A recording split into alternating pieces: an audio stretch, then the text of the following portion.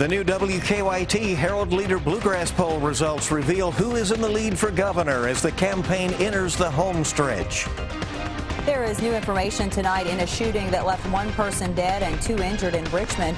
Police have now identified the person they say is responsible. Triple Crown winner American Pharoah is getting the rock star treatment as fans show up at Keeneland just to get a look at it.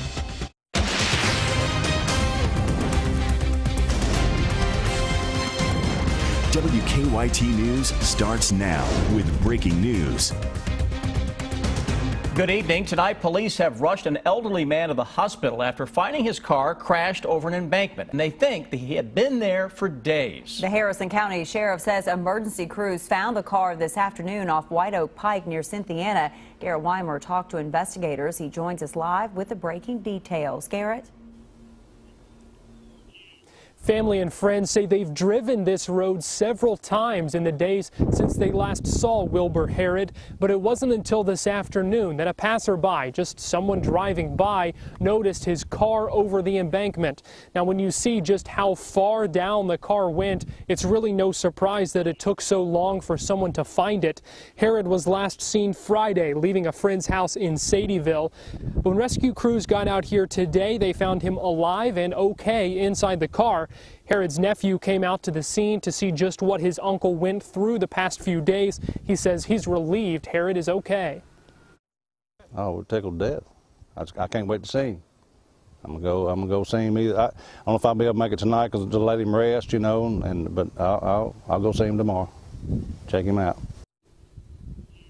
Harrod was taken to UK Hospital. We're told he was conscious and talking when rescue crews found him, but they do say he was dehydrated. Live in Harrison County, Garrett Weimer, WKYT. Garrett, thank you. We are also following breaking news in the campaign for governor. A new WKYT Herald Leader Bluegrass poll finds Democrat Jack Conway keeping his lead over Republican Matt Bevin. Here's WKYT political editor Bill Bryan.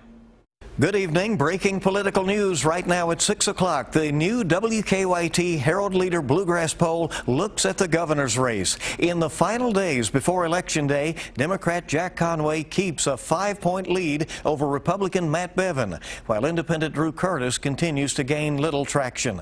Let's look at the numbers now. It's 45% for Conway, 40% for Bevin, and 6% for Curtis. 1 in 10 people remain undecided. The numbers are steady from the previous 2 Bluegrass polls.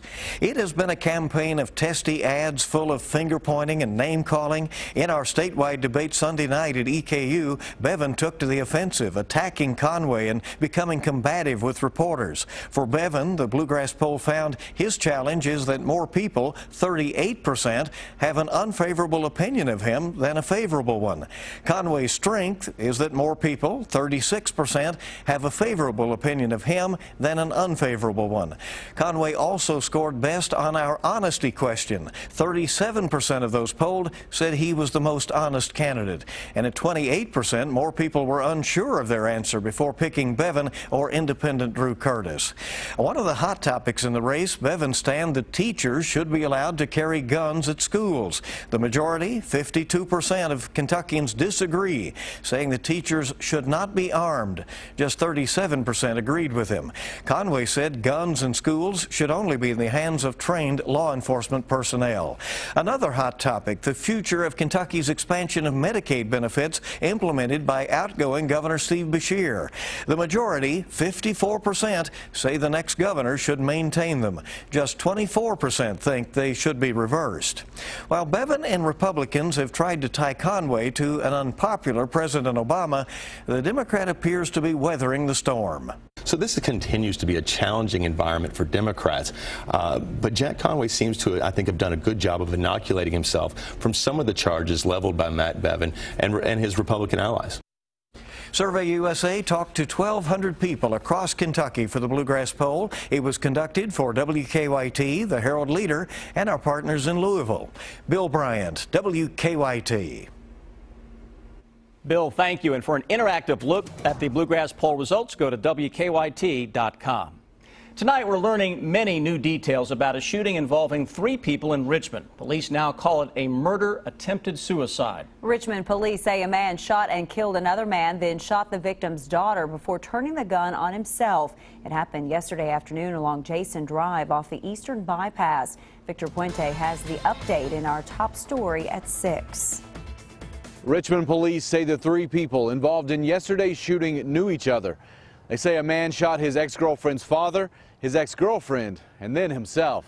The shooting happened around 1 o'clock yesterday afternoon. Investigators say when they got to Jason Drive, they found 2 men who had been shot. That included 57-year-old Steve Thomas Martin, who died at the scene, and 22-year-old Joshua Brown, who had been shot in the head and was taken to UK Hospital. Police say they also found Martin's 21-year-old daughter, who had been shot in the leg. A friend of hers told me she didn't want to go on camera. They also said Joshua Brown was her ex-boyfriend.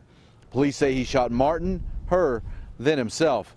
Neighbors say they heard gunshots but didn't realize how serious it was until police arrived. It's bad. I've been here over 5 years and nothing like that never happened. The woman who was shot was released from the hospital. She was back out at this apartment earlier. Now, police were also out here searching the scene. They didn't say what they were looking for. In Madison County, Victor Puente, WKYT. Richmond police say they have found the gun used in the shooting. Just 5 months old, police say a southern Kentucky baby weighed only 7 pounds and had severe rashes all over her body. Tonight, they have charged her parents with abuse. State police arrested Kenneth and Jessica Hooker yesterday at their Knox County home. Our Phil Pendleton tells us how investigators say they discovered the baby was in bad shape.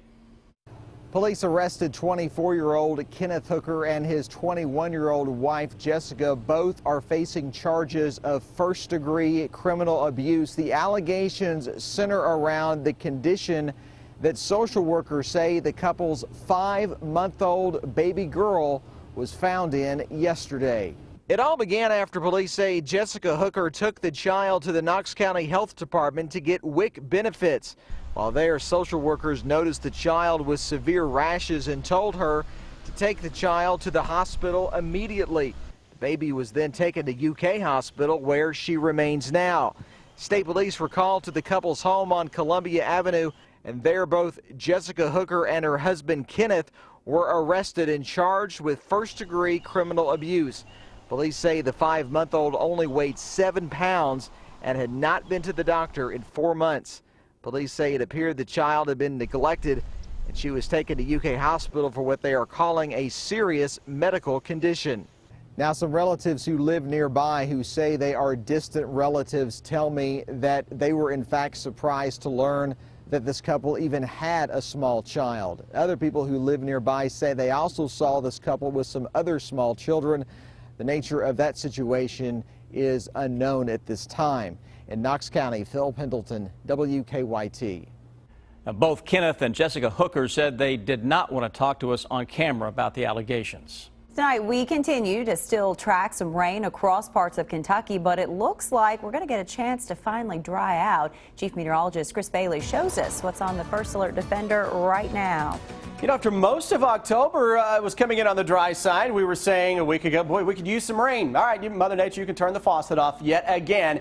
Another month similar to September where it did not rain a whole lot until the final week of the month, and we made up for lost time. We're looking at the current culprit for the rain. Big area of low pressure coming together. Yesterday we had a low pressure across Tennessee, another one diving in from the Plain States. Those two are hooking up as of right now across the western Great Lakes and the Midwest. Out ahead of it, it is windy and it is mild. Behind it, it's snowing into parts of Iowa, Minnesota, Wisconsin, the Dakotas. We're not talking about that, but the air around here over the next few days does turn much cooler than kind of the muggy feel that we have out there now. Still a couple of bands of showers and thunderstorms to go through over the course of the evening. Not a whole lot showing up as of now across the downtown Lexington area.